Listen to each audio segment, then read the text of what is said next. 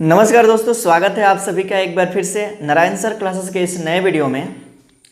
अध्याय 8 जो है मानव स्वास्थ्य एवं रोग, और इस अध्याय का हम लोगों ने 7 पार्ट पढ़ लिया है और आज हम पढ़ेंगे पार्ट 8 यानी कि भाग 8। 7 भाग में हमने बताया है कि प्रतिरक्षा तंत्र क्या होता है, मनुष्य में प्रतिरक्षा तंत्र कैसे कार्य करता है और कौन कौन से ऐसे रोग होते हैं जो हमारे शरीर में आते हैं और प्रतिरक्षा तंत्र उससे लड़ता है। यानी कि हमारे शरीर में बहुत सारे रोगाणु बाहर से आते हैं, जल के माध्यम से या भोजन के माध्यम से या वायु के माध्यम से, और इन रोगाणुओं से हमारा शरीर दिन प्रतिदिन लड़ता रहता है।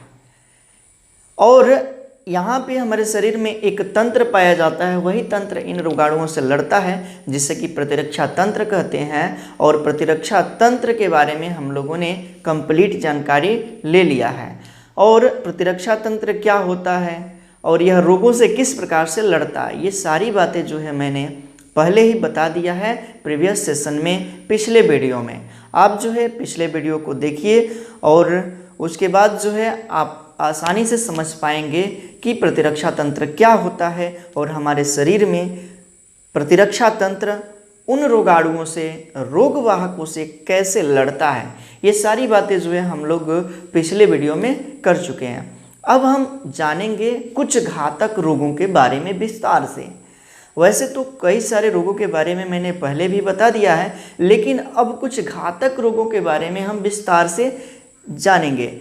और आज से जो 1-2 वीडियो आएगा इसमें जो है हम उन घातक रोगों के बारे में पढ़ेंगे और उसके बाद से और भी बहुत कुछ इसमें मानव स्वास्थ्य में छुटा हुआ है, उन सभी पाठ को जो है हम यहाँ पे कंप्लीट कराएंगे। तो बने रहिए हमारे इस चैनल पर। और अभी तक आपने हमारे इस चैनल को सब्सक्राइब नहीं किया है तो आप वीडियो को अंत तक देखिए। यदि आपको अच्छा लगे तो चैनल को सब्सक्राइब कीजिएगा, बेल आइकन को प्रेस कर लीजिएगा, यानी कि ऑल नोटिफिकेशन पे सेट कर लीजिएगा और इसे अपने मित्रों में ज़्यादा से ज़्यादा शेयर कर लीजिएगा। तो चलिए शुरू करते हैं आज का यह सेशन। और इसमें हम सबसे पहला रोग के बारे में जानेंगे विस्तार से। वह रोग का नाम होगा एड्स। एड्स है क्या और यह कैसे मनुष्य के शरीर में फैलता है, इससे बचने के लिए क्या उपाय किया जाए और इसके बारे में ज़्यादा से ज़्यादा जानकारी कहाँ से प्राप्त किया जाए, ये सारी बातें जो है हम इस वीडियो में बताएंगे। और जानते हैं कि एड्स है क्या। इसके बारे में हम लोगों ने पहले भी जान लिया है एड्स के बारे में कि एड्स रोग जो है एक विषाणु द्वारा फैलता है और उस विषाणु का नाम होता है क्या, तो HIV। तो शुरू कर रहे हैं एड्स। अगला जो हम लोग जिस रोग के बारे में पढ़ेंगे वह रोग है कौन सा, तो एड्स।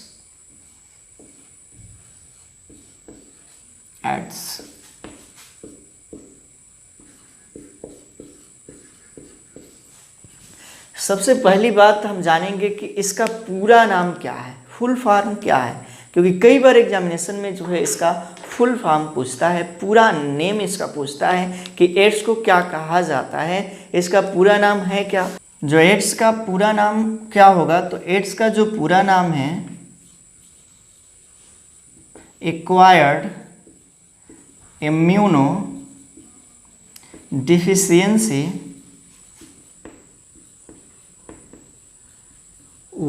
सिंड्रोम।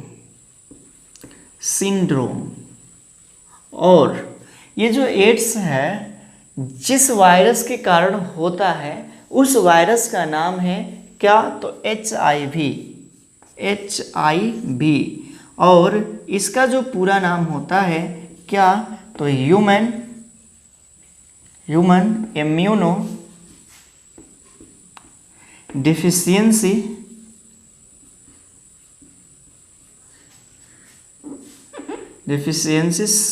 वायरस। ये जो है HIV का पूरा नाम है ह्यूमन इम्यूनो डिफिशियंसी वायरस।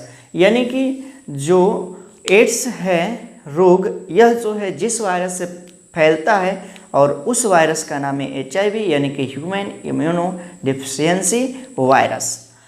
अब यह क्या करता है, यह जो वायरस है हम लोगों के शरीर में क्या करता है, तो यह प्रतिरक्षा न्यूनता का कार्य करता है।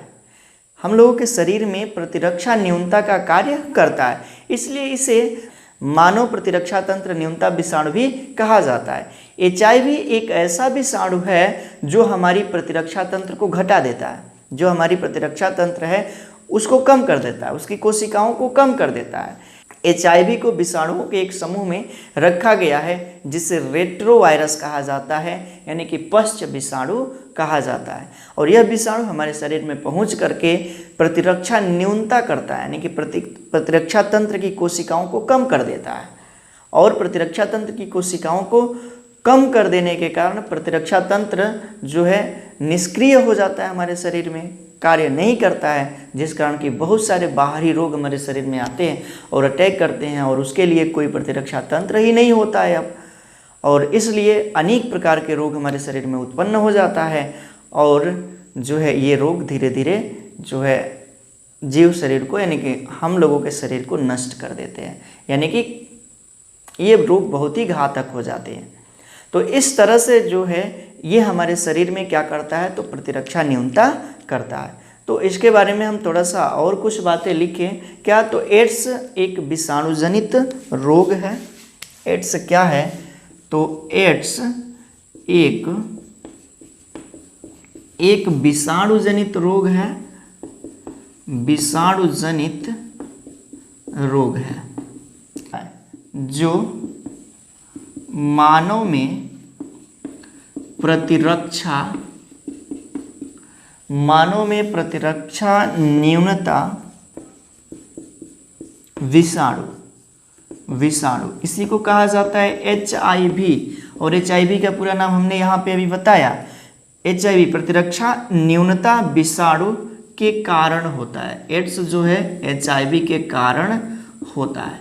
जिस विषाणु के कारण होता है उसका नाम है HIV यानी कि ह्यूमन इम्यूनो डिफिशियंसी वायरस। और ये बहुत ही इम्पोर्टेंट रोग है, बहुत ही महत्वपूर्ण रोग है। और ये जो है बोर्ड एग्जामिनेशन में ही नहीं, बहुत सारे कंपटीशन एग्जामिनेशन में भी यहाँ से क्वेश्चन पूछे जाते हैं। तो इसलिए इसको जो है आप ध्यानपूर्वक सुनिए, सारी बातों को समझिए और याद करते चलिए, सारी बातें जो है याद करते चलिए। तो यह जो है यह रोग किसके कारण होता है, तो ये रोग है जो HIV के कारण होता है। HIV क्या है, तो एक पश्च विषाणु समूह का विषाणु है, यानी कि रेट्रो वायरस समूह का विषाणु है। HIV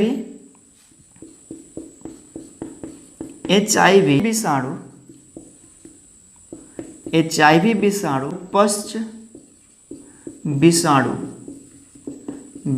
यानी कि रेट्रो वायरस समूह का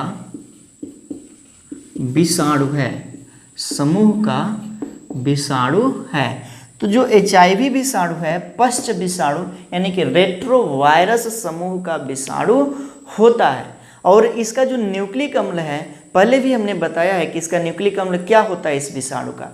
तो इस विषाणु का जो न्यूक्लिक अम्ल होता है वह RNA होता है। इसका न्यूक्लिक अम्ल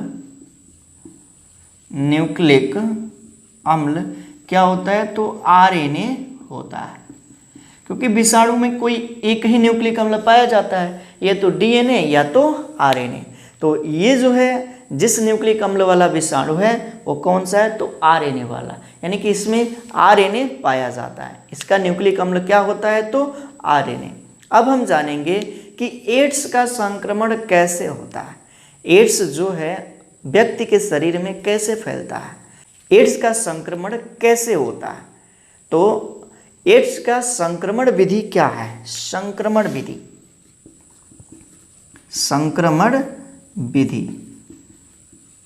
ये जान लेते हैं। एड्स का संक्रमण विधि, तो HIV का संक्रमण जो है निम्न कारणों से हो सकता है। HIV का संक्रमण निम्न कारणों से हो सकता है।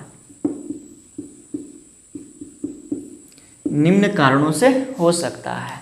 पहला क्या, तो संक्रमित व्यक्ति से यौन संपर्क द्वारा, संक्रमित व्यक्ति से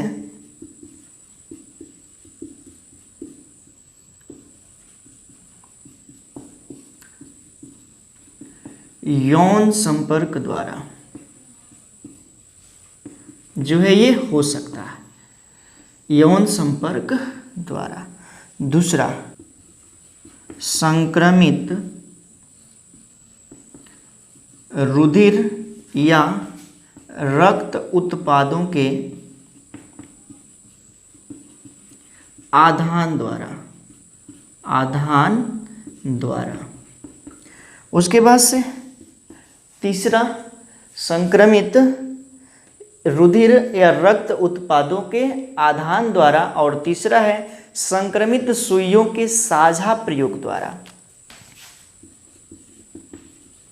संक्रमित सुइयों के साझा प्रयोग द्वारा। और अगला आ जाएगा चौथा, जो होगा क्या, तो संक्रमित मां के अपरा से, संक्रमित मां के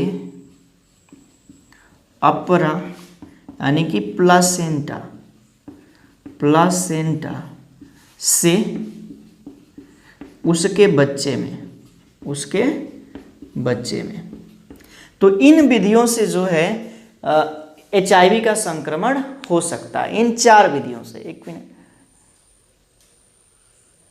इन 4 विधियों से जो है HIV का संक्रमण जो है हो सकता है। पहला क्या, संक्रमित व्यक्ति से यौन संपर्क द्वारा, यानी कि किसी व्यक्ति को संक्रमण हुआ है और उससे जो है यौन संपर्क होता है तो स्वस्थ व्यक्ति को भी यह रोग हो जाता है। यानी कि यह जो है एक प्रकार का यौन रोग है जो कि संक्रमित व्यक्ति से यौन संपर्क द्वारा जो ये रोग हो जाता है।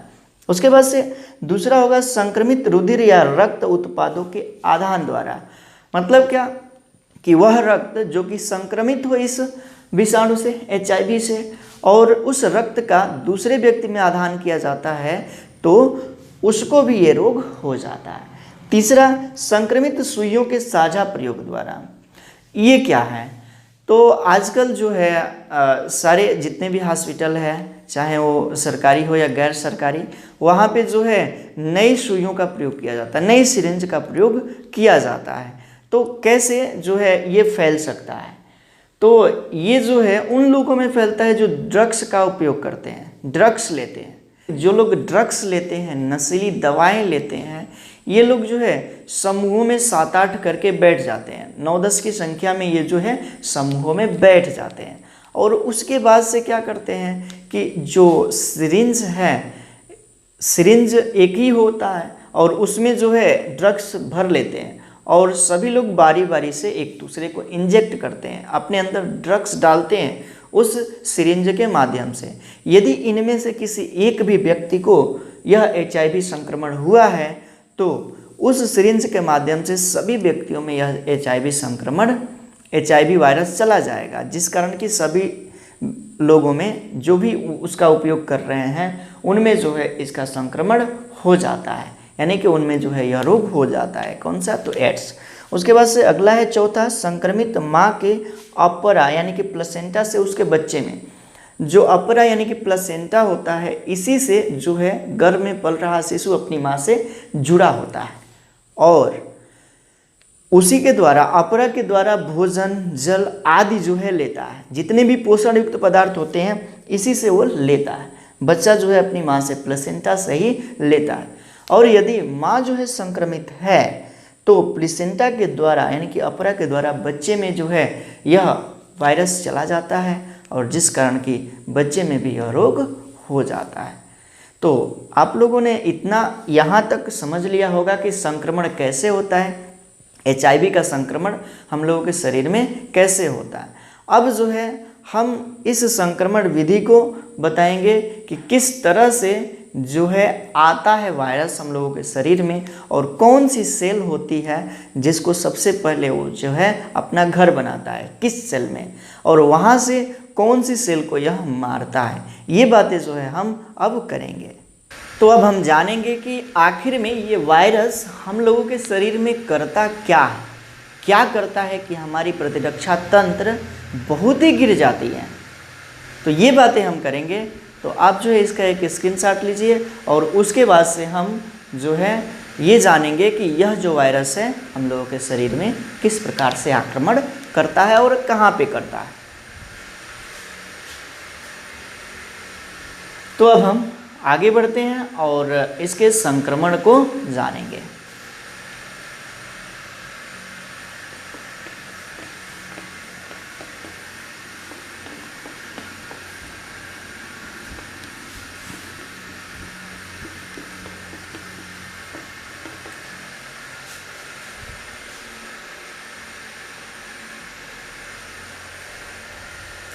तो आखिर में सबसे पहले यह HIV वायरस हमारे शरीर में क्या करता है कि हमारी प्रतिरक्षा तंत्र इतनी गिर जाती है कि हम एक जीवाणु से भी नहीं लड़ पाते, एक रोगाणु से भी, जो दूसरे रोगाणु होते हैं उनसे भी नहीं लड़ पाते हैं।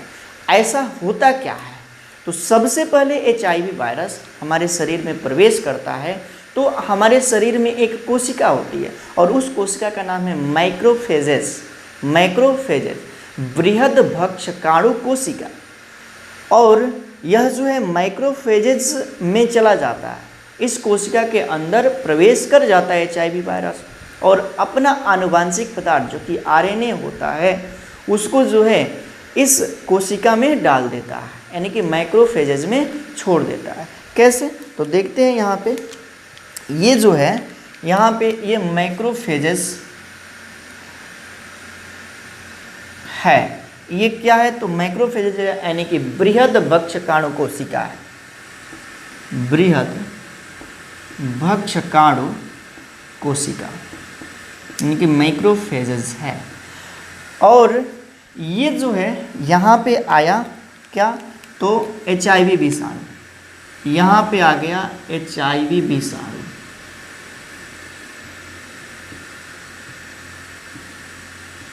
ये जो है इसका जो ये होगा न्यूक्लिक अम्ल यानी कि RNA, और इस कोशिका का भी अपना न्यूक्लिक अम्ल होगा, ये वाला, ये DNA इसका न्यूक्लिक अम्ल है। इस कोशिका में तो DNA होगा, लेकिन इसका जो न्यूक्लिक अम्ल होता है वो RNA ही होता है। पहले भी हमने बताया है, अभी भी यहाँ पे हम बता रहे हैं, इसको याद कर लीजिए कि HIV का न्यूक्लिक अम्ल क्या होता है? तो RNA होता है। ये क्या करता है कि अपना जो ये न्यूक्लिक अम्ल RNA है, इस RNA को कहाँ पे डाल देता है? तो इस बृहद भक्षाणु यानी कि माइक्रोफेजेस सेल में, यानी कि कोशिका में डाल देता है, माइक्रोफेजेस सेल में डाल देता है। ये किसका है? तो ये RNA है, और किसका है? तो इस HIV का है, HIV वायरस का है। जैसे ये हम लोगों के शरीर में आता है तो वहाँ पे जो है एक प्रकार का एंजाइम होता है जिसको कहा जाता है reverse transcriptase enzyme, reverse transcriptase enzyme. तो जो ये रिवर्स ट्रांसक्रिप्टेज एंजाइम है, ये क्या करता है? तो रिवर्स ट्रांसक्रिप्शन करता है। इसके बारे में हमने पहले बताया है अध्याय 6 में। तो ये क्या करता है? तो रिवर्स ट्रांसक्रिप्शन क्रिया करता है, जिसमें क्या होता है कि RNA से DNA बनता है। RNA से क्या बन जाता है? DNA।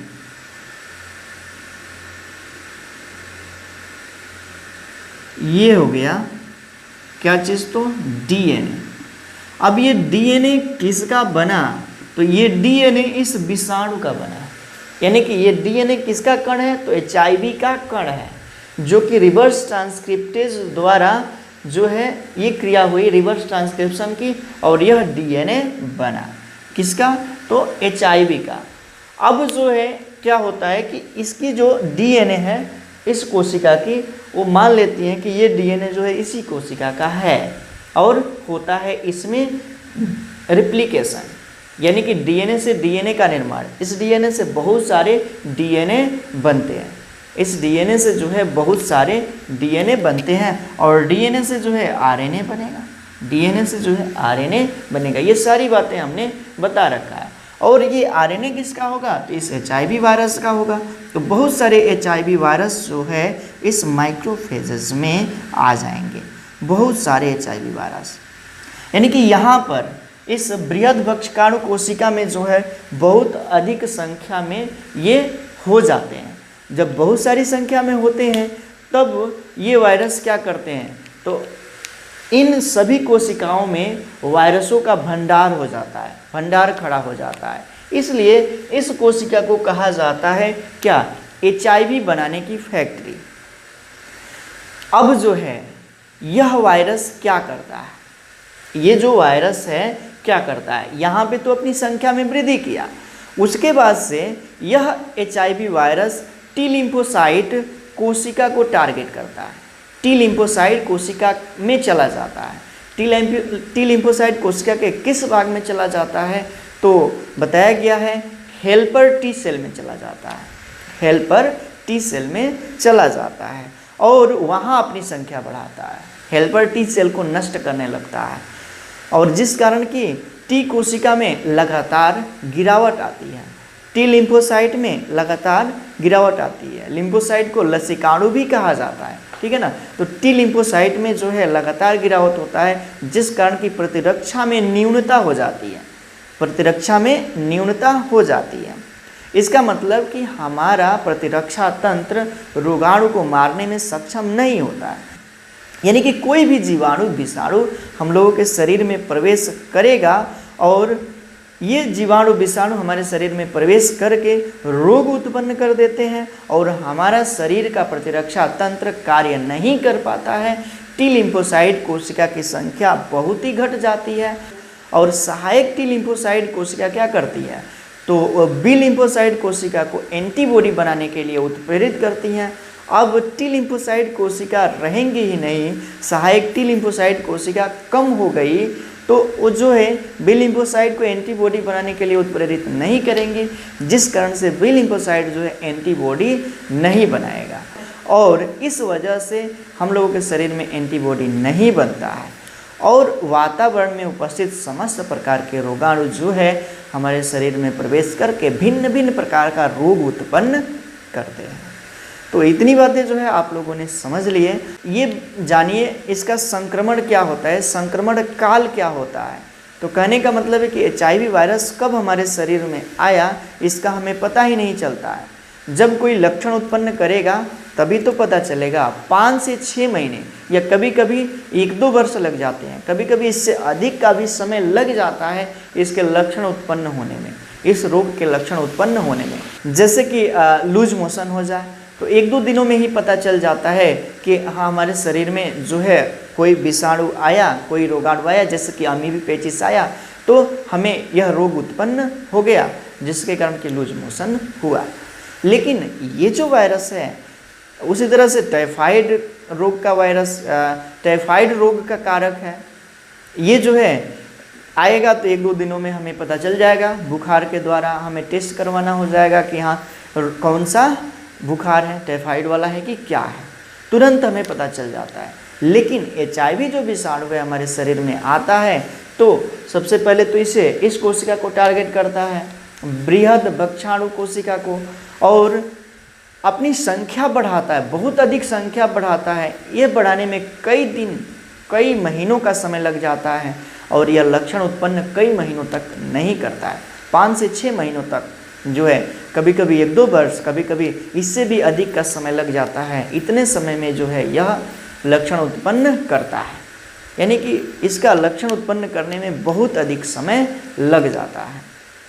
तो एड्स का लक्षण प्रकट होने में जो है बहुत समय लग जाता है। तो जब ये विषाणु हमारे शरीर में प्रवेश किया और उसके बाद से लक्षण प्रकट होने तक के समय को कहा जाता है संक्रमण काल, यानी कि इंक्यूबेशन पीरियड, संक्रमण काल। संक्रमण काल। ये क्या होता है? Incubation period.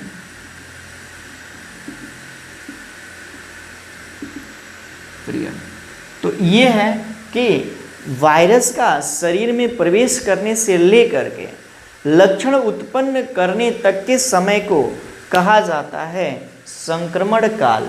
यानी कि वायरस शरीर में प्रवेश किया और लक्षण उत्पन्न करने तक का बीच में जो अंतराल होता है उसी को कहा जाता है संक्रमण काल। और इसका जो संक्रमण काल होता है 5 से 6 महीने और कभी कभी कई वर्ष हो जाता है। कितना? तो 5 से 6 महीने या कभी कभी जो है किसी किसी में कई वर्षों तक भी हो जाता है। ये है इसका संक्रमण काल।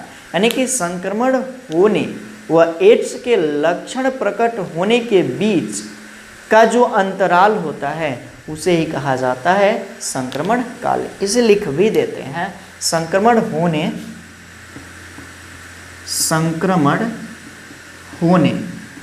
व एड्स के लक्षण प्रकट होने के बीच के अंतराल को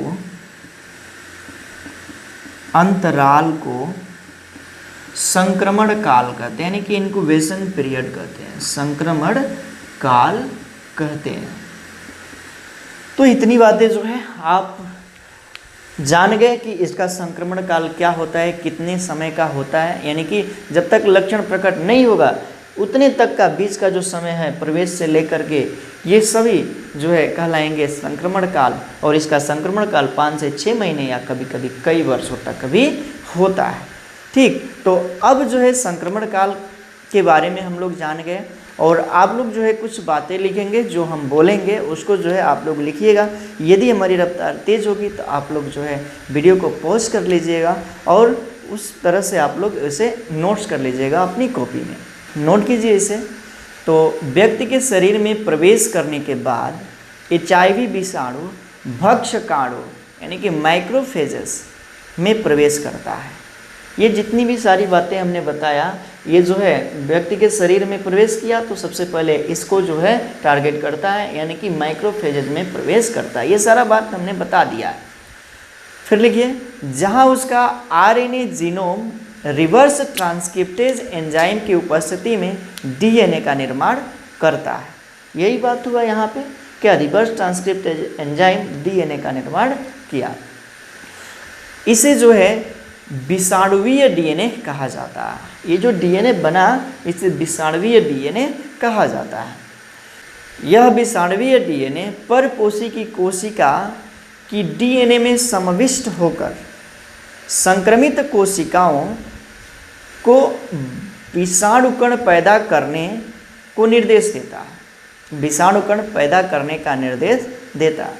यह बृहद भक्षाणु विषाणु उत्पन्न करना जारी रखते हैं, इसलिए इसे हम HIV की फैक्ट्री भी कहते हैं। इसको जो है HIV की फैक्ट्री भी कहा जाता है। अभी हमने जब इसको बता रहे थे तब हमने बताया कि इसको जो है HIV की फैक्ट्री भी कहते हैं। फिर लिए इसके साथ ही HIV सहायक T लसिकाणुओं में चले जाते हैं, यानी कि सहायक T लिम्फोसाइट में चले जाते हैं। लसिकाणु या लिम्फोसाइट एक ही है, ये सेल्स एक ही है, और प्रतिकृति करके संतति विषाणु पैदा करते हैं। वहाँ पे जाएंगे तो प्रतिकृति करके संतति विषाणु पैदा करते हैं। फिर लिखिएगा, रुधिर में छोड़े गए संतति विषाणु दूसरे सहायक T कोशिकाओं पर हमला करते हैं और एक के बाद एक सभी प्रकार की सहायक T कोशिकाओं को हमला कर देते हैं और उसे नष्ट करने का कार्य करते हैं, जिसकी वजह से संक्रमित व्यक्ति के शरीर में सहायक T लसिकाणुओं की संख्या में कमी हो जाती है। सहायक T लसिकाणुओं की संख्या में गिरावट के कारण व्यक्ति जीवाणु, विशेषकर माइक्रोबैक्टीरियम, विषाणुओं, कोको जैसे परजीवियों के संक्रमण का शिकार हो जाता है।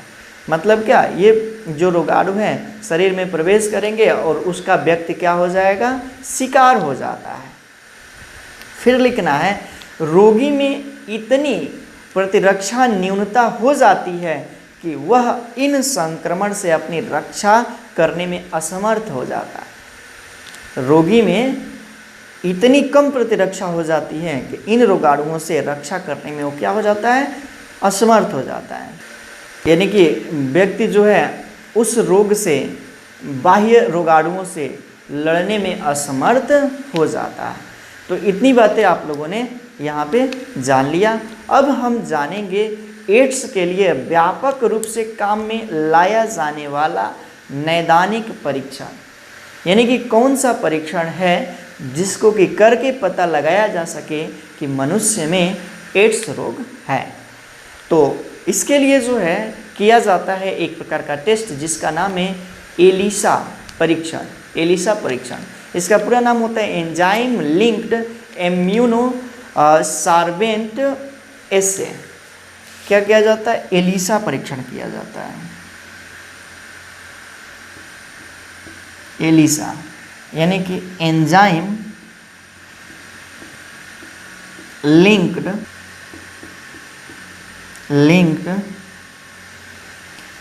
इम्यूनो सार्वेंट एसे। तो ये परीक्षण किया जाता है पता लगाने के लिए कि व्यक्ति में HIV रोग है कि नहीं है। एक और परीक्षण किया जाता है निश्चित रूप से पता लगाने के लिए कि व्यक्ति में HIV विषाणु है कि नहीं है। तो इसके लिए दूसरा जो परीक्षण किया जाता है उसका नाम है western blood test. Western blood test यानी कि पश्चिमी ब्लड टेस्ट। तो इन दो, इसको भी लिख देते हैं वेस्टर्न ब्लड टेस्ट यानी कि पश्चिमी ब्लड टेस्ट किया जाता है। ये दो टेस्ट किए जाते हैं HIV के परीक्षण के लिए, एक है एलिसा, और एलिसा यानी कि एंजाइम लिंक्ड इम्यूनो सार्वेंट से, और दूसरा है वेस्टर्न ब्लड टेस्ट। अब ये जाने हम कि एड्स का रोकथाम कैसे किया जाए। एड्स का रोकथाम, जितनी भी बातें हम बोलेंगे उसको जो है आप एकदम ध्यान से सुनिए और उसको याद कर लीजिए, और हो सके तो इसको जो है लिख भी लीजिएगा। तो इसके लिए एक लाइन बहुत ही प्रचलित है एड्स की रोकथाम के लिए। क्या, तो एड्स की रोकथाम के लिए जो है एक लाइन बहुत ही इम्पोर्टेंट है। क्या, तो HIV संक्रमण सचेतन व्यवहार पैटर्न से फैलता है, न कि निमोनिया, टाइफाइड आदि रोगों की तरह अनजाने में। यानी कि सचेतन व्यवहार से फैलता है। सचेतन का क्या मतलब, सारा विधि बता दिया गया कि कौन कौन विधि से ये फैलता है, और फिर भी व्यक्ति वही करेगा। कहा गया कि असुरक्षित यौन संबंध से जो है ये फैलता है, और फिर भी व्यक्ति वही कार्य करेगा। कहा गया कि जो संक्रमित सुइयाँ हैं इनके प्रयोग से फिर भी वही करेगा, जो ड्रग्स आदि का सेवन करेगा। तो इससे क्या होगा कि उस व्यक्ति में यह रोग फैल जाएगा। तो सचेत है कि हमें जानता है किस कारण से फैलता है, फिर भी व्यक्ति वही कार्य करेगा। तो इसलिए कहा गया है कि सचेतन व्यवहार से यह फैलता है, अनजाने में नहीं फैलता है। जैसे कि निमोनिया आदि, टाइफाइड आदि रोग जो होते हैं अनजाने में फैलते हैं, हमें पता ही नहीं है कि कौन से भोजन में इसके कारक है, रोग कारक है, और हम उसे खा लेते हैं, और जिस कारण से हमें ये रोग हो जाता है, निमोनिया हो गया, टाइफाइड हो गया। लेकिन इसके बारे में तो जानकारी है, और इसके बारे में जानकारी है, फिर भी हम क्या करते हैं, तो जानकारी रहते हुए भी वही काम करते हैं जिस कारण से कि मनुष्य के शरीर में यह रोग फैल जाता है। यानी कि सचेतन व्यवहार के कारण। एक बार फिर इस लाइन को बोल देते हैं कि HIV संक्रमण सचेतन व्यवहार के कारण फैलता है, न कि निमोनिया, टाइफाइड की तरह अनजाने में फैलता है। अब जो हम जानेंगे क्या, तो हमारे देश में इस संक्रमण के लिए कौन सी संगठन कार्य करती है, इस रोग के लिए कौन सा संगठन कार्य करती है। हमारे देश में राष्ट्रीय एड्स नियंत्रण संगठन, जिसको कहा जाता है नाको, NACO, इसका पूरा नाम है नेशनल एड्स कंट्रोल ऑर्गेनाइजेशन। यह संगठन जो है इस एड्स रोग के लिए कार्य करती है। इसके साथ साथ अन्य सरकारी और गैर सरकारी कंपनियां जैसे कि NGO लोगों को एड्स के बारे में शिक्षित करती रहती हैं, प्रचार प्रसार के माध्यम से शिक्षा देने का काम करती हैं। इस तरह से एडवर्टीजमेंट होते रहते हैं, HIV से आप कैसे बच सकते हैं, ये बहुत सारी चीज़ें जो है ये कंपनियां करती हैं, चाहे NGO हो या नाको हो, इसके द्वारा जो है ये सभी प्रचार प्रसार किए जाते हैं। HIV संक्रमण से बचने के लिए विश्व स्वास्थ्य संगठन यानी कि WHO ने बहुत सारे कार्यक्रम आरंभ किए हैं, अनेकों कार्यक्रम आरंभ किए हैं। रक्त बैंकों के रक्त को HIV से मुक्त कराया, सार्वजनिक अस्पतालों और क्लिनिकों में डिस्पोजल सुइयों और सिरिंज को केवल काम में लाई जाए, इसकी व्यवस्था कराया। एक बार में एक ही सुई का उपयोग हो, दूसरी बार में नई सुई का उपयोग हो, और ड्रग्स के कुप्रयोगों को बंद कराया। ये सारी व्यवस्था WHO ने किया इसकी रोकथाम के लिए, एड्स की रोकथाम के लिए। अब कुछ एक्स्ट्रा नॉलेज ले लेते हैं एड्स के बारे में, जिसको जानना सभी को बहुत ही ज़रूरी होता है। आप 12वीं के स्टूडेंट हैं तो आप जो है डिस्कवरी चैनल देखा करिए। डिस्कवरी चैनल पर ये दिखाता है आपके सिलेबस का जितने भी टॉपिक है, सारा टॉपिक जो है डिस्कवरी चैनल पर दिखाता है। एड्स के भी बारे में दिखाया है, तो आप जो है डिस्कवरी चैनल देख करके जो है आप इसके बारे में ज़्यादा से ज़्यादा जानकारी ले सकते हैं। HIV के बारे में पूरा पार्ट जो है डिस्कवरी चैनल पर दिखाया गया है। अब जानिए कुछ और बातें। यदि HIV हो जाए तो क्या करें, इसका संक्रमण शरीर में फैले ना।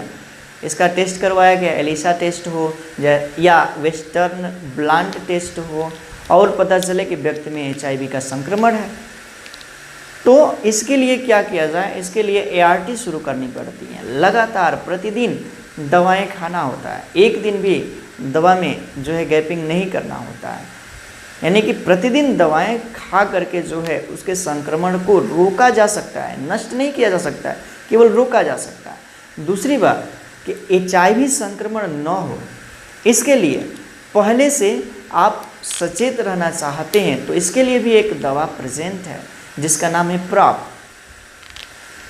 है प्राप। इस दवा का यूज करते हैं यदि, तो जीवन भर जो है HIV संक्रमण नहीं हो सकता है। तो ये रही कुछ इसके बारे में इम्पोर्टेंट जानकारी एड्स के बारे में। जितनी भी बातें हमने बताया उसको जो है आप लोग नोट्स कर लीजिएगा। यदि हमने फास्ट बोला तो आप लोग जो है वीडियो को पॉज कर लीजिएगा। इतनी बातें, इतना काम तो ज़रूर कीजिएगा। इस वीडियो में हम इतना ही आज रहने देंगे।